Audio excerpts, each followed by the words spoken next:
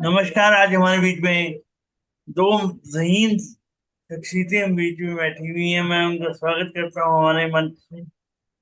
और मैं निधि जी का स्वागत करता हूँ जिन्होंने इस मीटिंग को मॉडरेट करने का मन बनाया और हमारे और अड्डी भाई के बीच में एक पुल का काम करेंगी। सबसे पहले शुक्रिया निधि जी आपका आने के लिए। आज हमारी और निधि जी अली भाई की कन्वर्सेशन हो रही है और आप उसमें माध्यम बने हैं। कैसा लग रहा है आपको? तो अच्छा ही लगेगा। दो यूनिक इंसान अगर है साथ में तो मुझे तो अच्छा ही लगेगा।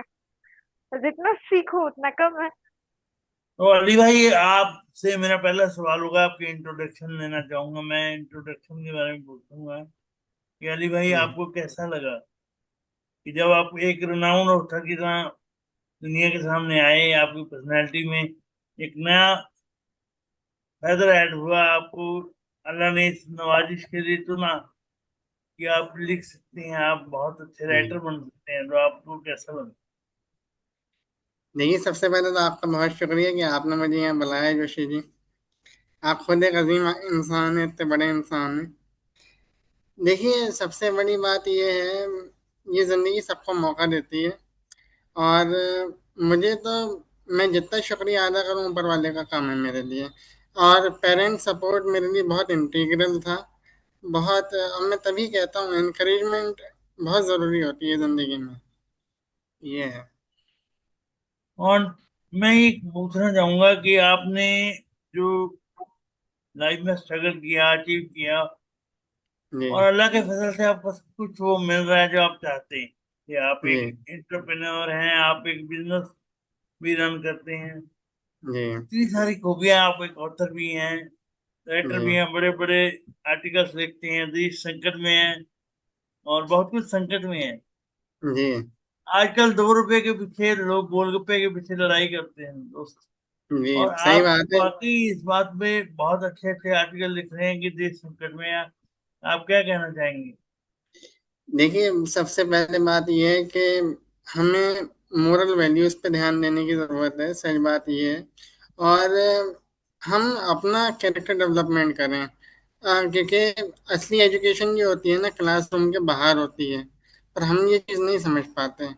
और जहाँ तक मेरे आपने स्ट्रगल की। आपने मेरे दिल की तार छेड़ दी। अब्दुल कलाम साहब ने यही कहा था कि असली बात यह है कि क्लासरूम के बाहर ही वो पढ़ते थे, और जो उड़ने का डायनेमिक्स है वो जो उन्होंने सीखा था पंछियों से सीखा था।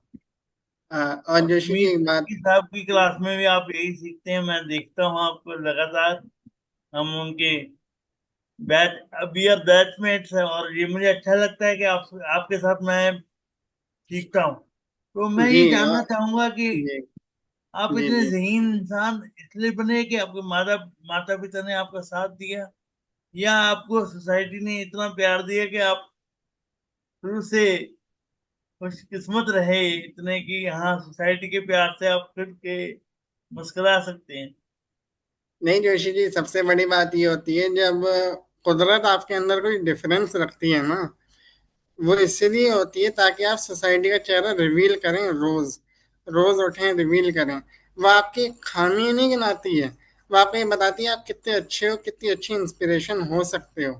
हाँ, वाह, क्या मैं ये बात मान कही है, उम्दा बात कही है। जनाब, आपने, मैं मैं आपके लिए जोरदार जी, तारीफ बजाना चाहूंगा। निधि जी, आपको भी बजानी चाहिए। मैं आपका बहुत शुक्रिया। मैं ये मानता हूँ जोशी जी, अगर आप कंपेयर करते रह जाओगे कुछ नहीं होगा। क्वालिटी ऑफ लाइफ खाली कागजों में नहीं रहनी चाहिए। क्वालिटी ऑफ लाइफ रियलिटी होनी चाहिए, उस रियलिटी से बढ़ के होनी चाहिए, जिसे हम हर वक्त लोगों के ऊपर स्लैम करते रहते हैं कि ये देखो ये रियलिटी है। हकीकत अगर हम जानने बैठ गए तो शायद हमारे ऊपर जो पर्दे पड़े हैं वो उड़ ही आएंगे, क्योंकि हम में से कोई परफेक्ट नहीं होता। और हमें एक्सेप्शनल होने की जरूरत है। Being exceptional is better than perfection.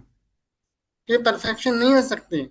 आपको पब्लिक परसेप्शन के बारे में क्या कहना है? आपका पब्लिक परसेप्शन के लिए क्या नजरिया है? लोगों की नजरिया, आपकी सोच और आपका रवैया क्या कहता है पब्लिक परसेप्शन के बारे में? नहीं। तो मैं हाँ एक जी। बात अपने दोस्तों से और कहना चाहूंगा, यूट्यूब व्यूअर्स के लिए आपका क्या संदेश है? और आप क्या कहना चाहते हैं कि माता पिता की कंट्रीब्यूशन के बिना स्टूडेंट्स और यंगस्टर्स के लिए, जो हमारे यूथ है, जो हर बात पे पैनिक हो जाते हैं, हर चीज पे टर्न एंड ट्विस्ट करने लगते हैं, उनके लिए आप क्या कहना चाहेंगे?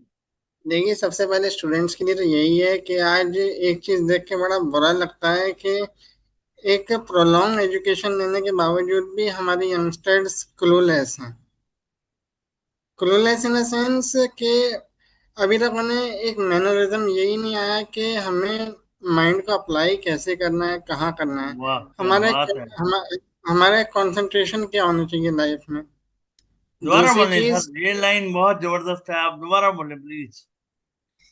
देखिए, हमारे यंगस्टर्स आज क्लूलेस इसलिए नहीं है कि उनकी एजुकेशन में फॉल्ट है, बल्कि उन्हें प्रोग्राम्ड इस तरीके से कर दिया है स्कूल और, मैं कोई बुराई नहीं कर रहा स्कूल और कॉलेजेस की, बल्कि मैं यही कह रहा हूँ कि वो एक लर्निंग की जगह होती है, उसे लर्निंग की जगह रहने देनी चाहिए।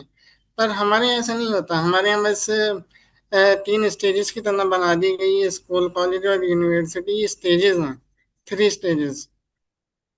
ये वाह, बात है। और जहाँ तक ये पेरेंट्स की तीन। बात है, आप बोलें बोलें सर, आप बोलें जी प्लीज।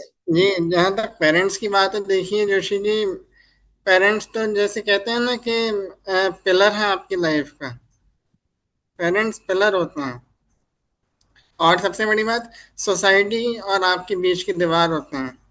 जब ये दीवार, अल्लाह न करे, वैसे तो जिनकी जिनके पेरेंट्स सलामत है वो रहें, ये दीवारें सलामत रहें, क्योंकि जिस दिन ये दीवार गिरती है ना, सोसाइटी का एक बहुत हॉरिबल चेहरा सामने आता है। वाह वाह वाह, क्या बात कही!